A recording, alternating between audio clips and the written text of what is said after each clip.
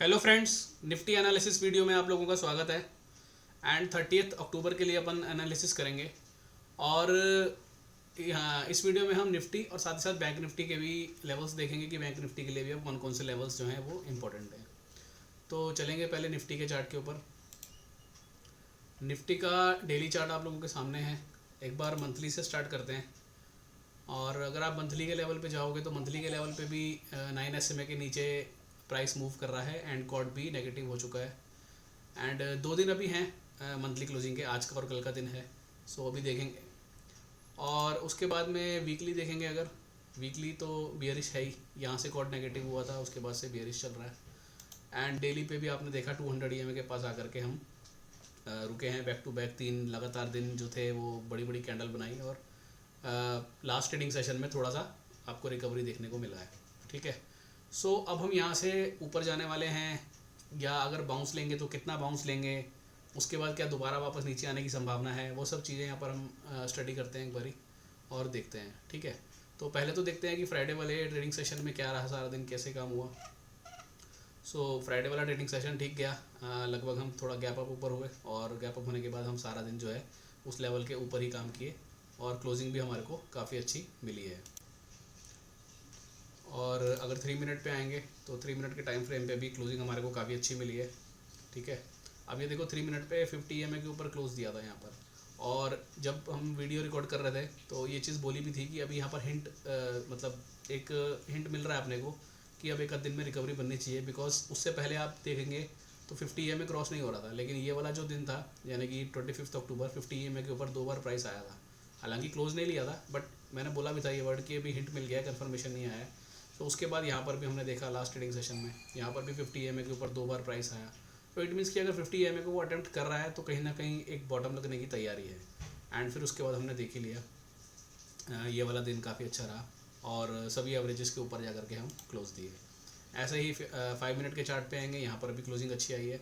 और 15 मिनट देखेंगे तो 15 मिनट में भी आप देखो अब कितना टाइम के बाद में यहाँ से प्राइस नीचे आया है।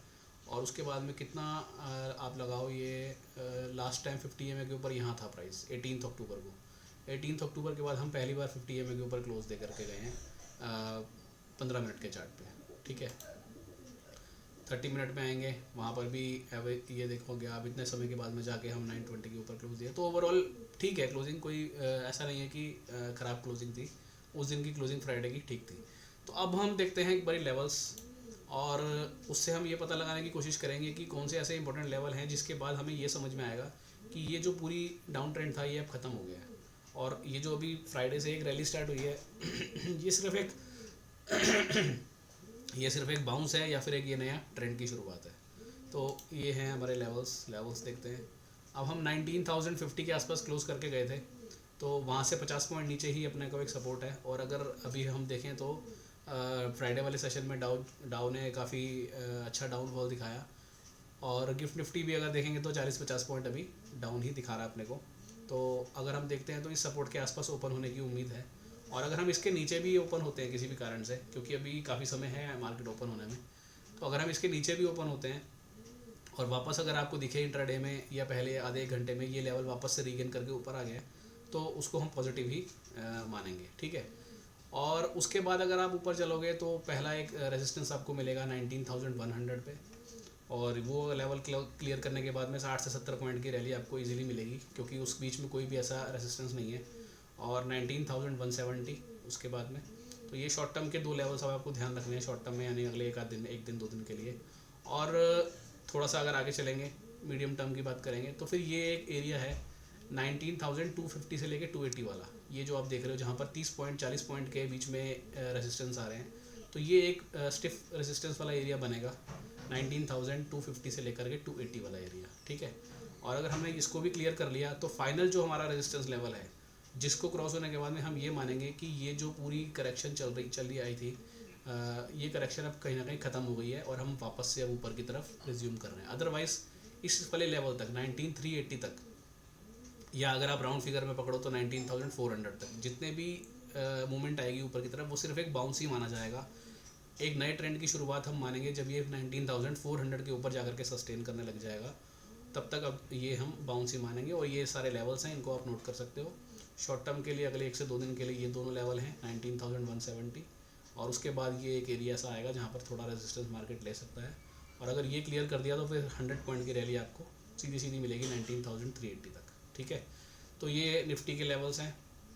और नीचे का जैसे मैंने बता ही दिया आपको, ये 50 पॉइंट नीचे एक अच्छा खासा सपोर्ट आ रहा है। और अगर ये सपोर्ट भी ब्रेक हो जाता है, मान लो अभी गिरावट और बढ़ती है इस वाले वीक में भी, तो उसके बाद जो एक लेवल निकल के आएगा वो तो काफ़ी नीचे है, उसकी बात फिर कल करेंगे, पहले आज का मार्केट देखेंगे अपन, ठीक है। और ऐसे ही बैंक निफ्टी पे चलते हैं। बैंक निफ्टी पे अगर आप देखोगे तो यहाँ पर भी जो है डेली 200 के नीचे हम क्लोज दे दिए हैं, और बैंक निफ्टी थोड़ा ज़्यादा वीक है निफ्टी से। एंड बैंक निफ्टी में ये एक डबल टॉप बना था, डबल टॉप की ये नेकलाइन कटी हुई है अभी, और प्राइस यहाँ से नीचे की तरफ ही जा रहा है। सो इसके भी एक बार लेवल्स देखते हैं, पोजिशनल लेवल्स कैसे रहेंगे इसमें, और इसमें वो कौन सा ऐसा लेवल रहेगा जिसके बाद हम मानेंगे कि ये करेक्शन ख़त्म हो गई है, ठीक है। तो बैंक निफ्टी को भी देखते हैं एक बारी। ये हैं आपके लिए बैंक निफ्टी के लेवल्स। सो बैंक निफ्टी में भी नीचे की तरफ जो एक सपोर्ट अब बन के आएगा, बैंक निफ्टी क्लोज करके गया है 42,780 के आसपास। सो ये एक सपोर्ट बन के आएगा 42,570 के आसपास, यानी यहाँ से जो फ्राइडे की क्लोजिंग है उससे 200 पॉइंट नीचे। तो अगर आज हम थोड़ा गैप डाउन खुलते हैं तो ये एरिया एक सपोर्ट की तरह काम कर सकता है। और अगेन निफ्टी की तरह ही अगर हम इसके नीचे होकर के वापस इसको रीगेन करते हैं तो ये एक पॉजिटिव माना जाएगा। और जब हम ऊपर चलना स्टार्ट करेंगे तो पहला जो रेसिस्टेंस मिलेगा आपको, वो मिलेगा आपको 43,120 के आसपास।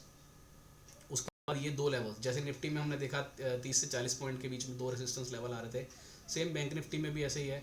जब हम 43,120 वाला लेवल क्रॉस कर देंगे, उसके बाद अपने को एक मेजर रेसिस्टेंस मिलेगा इस एरिया में 43,400 से लेकर 43,500 का एरिया, यानी ये 100-125 पॉइंट की एक रेंज मिलेगी जहां आपको एक रेसिस्टेंस